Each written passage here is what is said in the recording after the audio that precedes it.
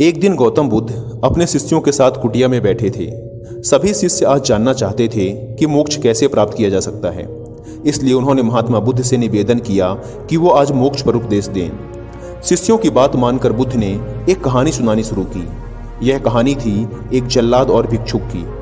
अपने राज्य का मुख्य जल्लाद, जिसने बहुत से गुनाहगारों को दंड दिया था, अब वह रिटायर होकर राज्य से बाहर एक कुटिया बनाकर अपना जीवन व्यतीत कर रहा था। उसे हमेशा लगता था कि उसने कितने लोगों की हत्या की है, वह कितना बड़ा पापी है। ऐसे ख्यालों से वह हमेशा घिरा रहता था। वह अपना सारा दिन पश्चाताप में ही गुजारता था। एक दिन वो रोज की तरह इन्हीं ख्यालों में खोया हुआ खाना खाने के लिए थाली परोस रहा था। तभी उसको बाहर दरवाजे से किसी की आवाज़ आई। उसने बाहर जाकर देखा तो एक भिक्षुक खड़ा था। भिक्षुक के चेहरे को देखकर ही जल्लाद समझ गया कि भिक्षुक बहुत ही लंबी साधना के बाद आज उठा है और भूख से व्याकुल भी है। जल्लाद के मन में आया कि जिंदगी भर तो मैंने बस हत्याएं ही की हैं। आज मौका मिला है कुछ पुण्य कमाने का, तो इसे गंवाना नहीं चाहिए। उसने भिक्षुक को पूरे सम्मान के साथ अंदर बुलाया।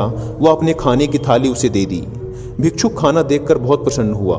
भरपेट भोजन करके भिक्षुक ने जल्लाद से बातचीत शुरू की। जल्लाद ने भिक्षुक को अपने जीवन की सारी कहानी सुनाई। उसने बताया कि वह कैसे काम करता था, उसने कितने लोगों को फांसी दी और वह सोचता है कि वह कितना बड़ा अपराधी है। जल्लाद की वेदना सुनकर भिक्षुक बहुत ही शांत स्वर में बोले, क्या तुमने वो जीव हत्याएं अपनी मर्जी से की थी? जल्लाद ने कहा, नहीं, मैं तो बस मेरे राजा की आज्ञा का पालन कर रहा था। मेरा कोई इरादा नहीं था उन्हें मृत्युदंड या सजा देने का। तब भिक्षुक ने कहा, फिर तुम अपराधी कैसे हुए? तुम तो अपने राजा के आदेशों का पालन कर रहे थे। तब जाकर जल्लाद को एहसास हुआ कि वह किसी गलत काम के लिए जिम्मेदार नहीं था। उसका कोई दोष नहीं है, वह तो बस अपना दायित्व पूरा कर रहा था। इस प्रकार जल्लाद का मन शांत हो गया। फिर भिक्षुक ने जल्लाद को उपदेश दिया और उससे विदा ले ली। इस घटना के बाद से जल्लाद का मन शांत रहने लगा। उसने भिक्षुक द्वारा दिए गए उपदेशों व शिक्षाओं का पूरे नियम पूर्वक पालन भी किया, जिससे उसे ज्ञान की प्राप्ति हुई और उसकी मौत के बाद उसे मोक्ष प्राप्त हुआ। इतना कहकर बुद्ध ने अपनी कहानी को विराम दिया। सभी शिष्य बहुत ही आश्चर्य के साथ बुद्ध की ओर देख रहे थे। किसी को समझ नहीं आ रहा था कि जिसने इतनी सारी हत्याएं की हों, उसे मोक्ष कैसे प्राप्त हो सकता है। तब एक शिष्य ने यह दुविधा बुद्ध के सामने रखी।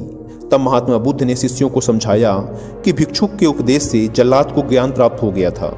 जल्लाद के जीवन में पहली बार किसी ने उसे ज्ञान का उपदेश दिया था, जिसे उसने पूरे शांत चित्त और मन के साथ सुना था और समझा भी था। इसलिए मृत्यु के बाद उसे मोक्ष प्राप्त हुआ। अपनी बात को विराम देते हुए अंत में बुद्ध बोले, बिना ज्ञान के हजारों शब्दों का उपदेश भी बेकार है, किंतु जब शांत मन से उपदेश का एक शब्द भी सुन लिया जाए तो वह ज्ञान देता है और ज्ञान से ही मोक्ष की प्राप्ति होती है।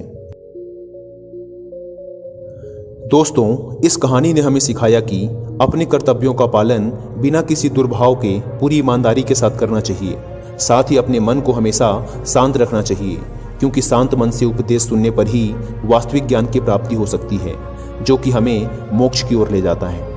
अतः महात्मा बुद्ध कहना चाहते थे कि केवल आत्मज्ञान से ही मोक्ष की प्राप्ति संभव है।